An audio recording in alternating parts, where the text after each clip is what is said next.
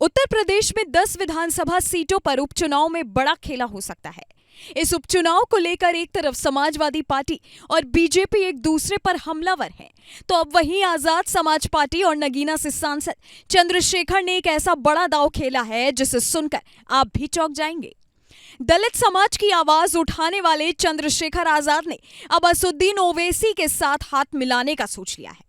दरअसल बीते दिनों दिल्ली के इंदिरा गांधी स्टेडियम में जिस अंदाज में चंद्रशेखर ने रैली की, उससे ये अटकलें तो लगाई जा रही थी कि आने वाली राजनीति में रावण एक नई लकीर खींच सकते हैं।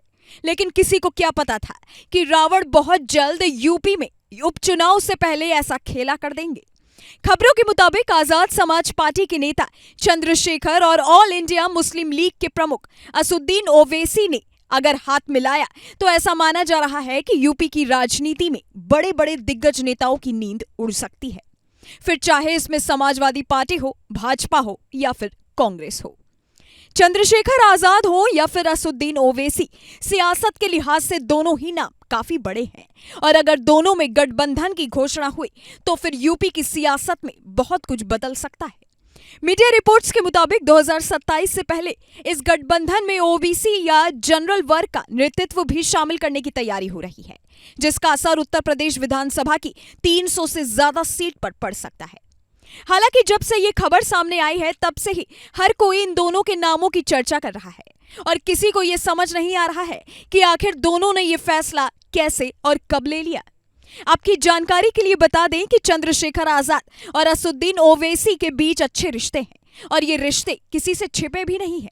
लेकिन अब इन्हीं अच्छे रिश्तों की बुनियाद पर उत्तर प्रदेश में दोनों गठबंधन करने जा रहे हैं। खबरों के मुताबिक आजाद समाज पार्टी और एआईएमआईएम के बीच गठबंधन पर बात लगभग फाइनल ही हो चुकी है, बस अब इस पर मोहर लगनी बाकी है। गठबंधन पर मोहर लगते ही ओवैसी और चंद्रशेखर यूपी विधानसभा उपचुनाव की बाकी बची सीटों पर अपने अपने प्रत्याशियों का ऐलान कर सकते हैं। यही नहीं, इन दोनों ही नेताओं की प्लानिंग क्या है अगर वो आपको बताएंगे तो आपको भी जानकर हैरानी हो जाएगी। चंद्रशेखर आजाद और ओवैसी एक बड़ी प्लानिंग के तहत आगे बढ़ने जा रहे हैं। ऐसा कहा जा रहा है कि इस आने वाले उपचुनाव में दोनों नेता एक अलग एक्सपेरिमेंट करने जा रहे हैं। सूत्रों की माने तो इस गठबंधन में ओबीसी और जनरल वर्ग से प्रतिनिधित्व देने की भी बड़ी रणनीति पर काम किया जा रहा है।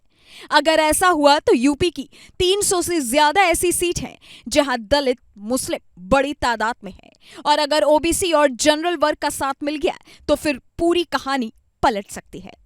बता दें कि यूपी की सियासत में एक तरफ समाजवादी पार्टी और भाजपा में तीखी बहस का दौर जारी है, तो अब इसी खेल में चंद्रशेखर आजाद और असदुद्दीन ओवैसी ने भी अपने पांव डाल दिए हैं। हालांकि ये भी कहा जा रहा है कि अगर चंद्रशेखर रावण और असदुद्दीन के बीच गठबंधन होता है तो इसका सबसे ज्यादा नुकसान सपा मुखिया अखिलेश यादव को उठाना होगा, क्योंकि अखिलेश यादव ने पीडीएफ फॉर्मूले के सहारे ही लोकसभा चुनाव में कमाल करके दिखा दिया था। ये दांव पश्चिमी यूपी में इतना कामयाब हुआ कि बीजेपी सहारनपुर से लेकर मुजफ्फरनगर, कैराना, बिजनौर जैसी जगहों पर भी सीट हार गई।